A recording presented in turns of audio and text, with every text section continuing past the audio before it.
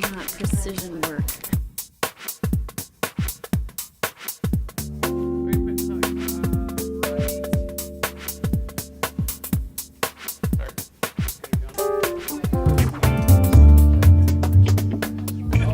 Back it up. These are all halves. Oh, yeah, there goes that one popsicle. Defining the problem is a very important step in the design process. In fact, if you don't define the problem correctly, nothing else matters what you do.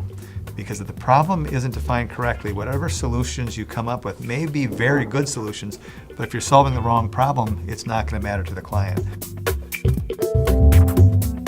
Oftentimes the specifications are poorly defined. The client may not know exactly what they're looking for, and it's up to the engineer to be asking the client questions to figure out exactly what the problem is so that before they start the rest of the design process, they really understand the constraints on the problem.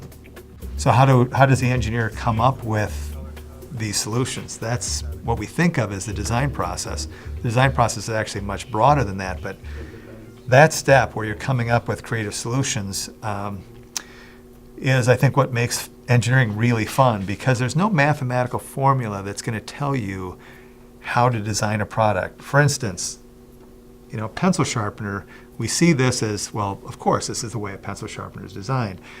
But everything about the pencil sharpener was a conscious decision made by an engineer. There's no mathematical formula that tells you this is the optimal pencil sharpener. It may be or it may not be. It could be. It could examine this more fully and find out there's better solutions. In fact, not everybody would agree that this is the best pencil sharpener for their uses. Some would prefer an electrical pencil sharpener. Some would prefer one that's smaller, that they can hold in their hand. And so we have a variety of pencil sharpeners that meet different needs.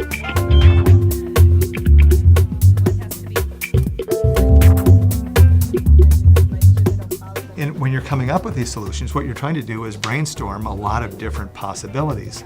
And at the beginning of the design process, you want to increase the solution space.